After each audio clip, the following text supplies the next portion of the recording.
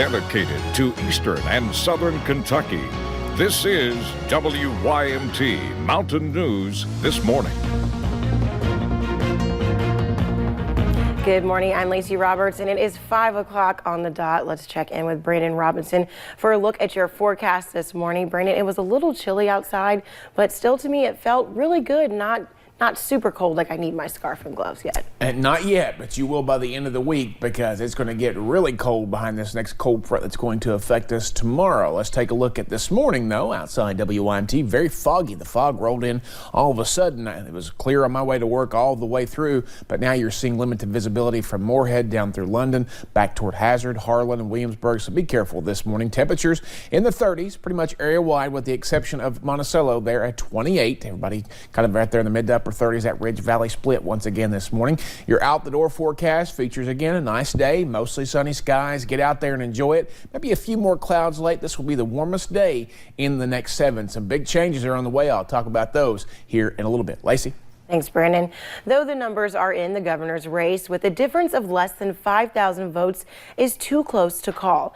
Many Democrats are claiming victory. Governor Bevin has said he is not conceding just yet. Instead, he is leaving it up to the State Board of Elections and the law to determine if Andy Beshear is the winner.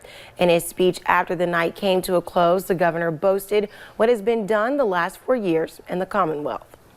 Here's what I know. We've made extraordinary strides in Kentucky in the last 4 years. We really have.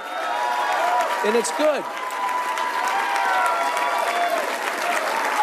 And you think about this, in the last 4 years, we now have the lowest unemployment ever, most people working ever, best workforce participation level, best exports we've ever had, most private capital being invested here, highest revenue the state has ever had. All these things are good things.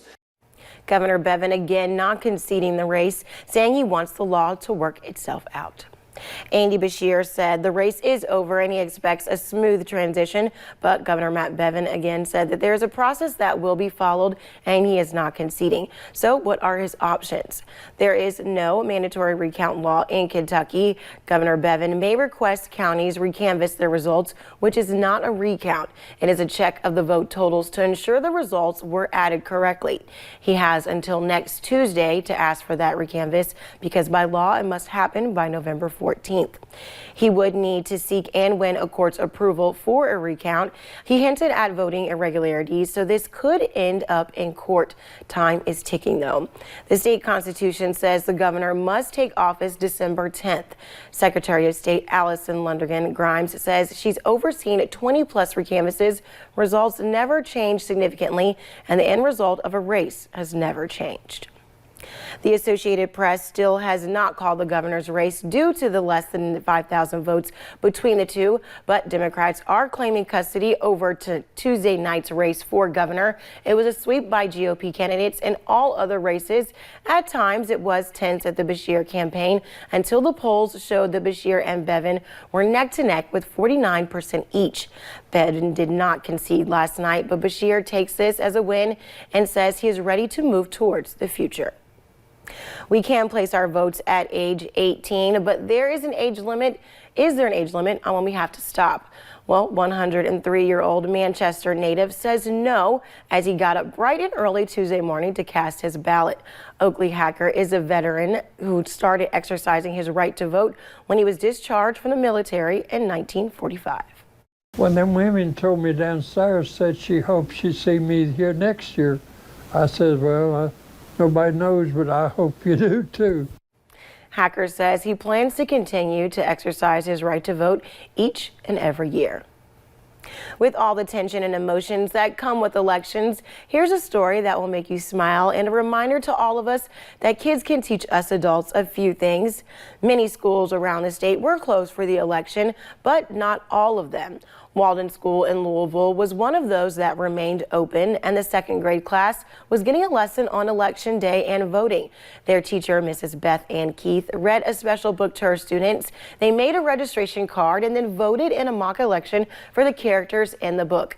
The kids loved it and learned about the importance of voting. You can't just say you lost because 'cause that would be mean, you can say, like, good try. If it had, and so if one person had, like, for an example, 10 and then the other person had 11, then if you did it, or like if you did it, if other people didn't vote, that person wouldn't win. One thing that every student said is that every vote counts. The Perry County Sheriff's Department is celebrating No Shave November. Around 15 deputies at the Sheriff's Office paid $15 to be able to grow out their beards this month. Officials say the money raised will go towards buying food, clothes, and other items for the needy in the community this holiday season. Each deputy who wanted to participate in it was required to pay $15. That gives us the entire month of November where we can grow facial hair, which is usually against policy.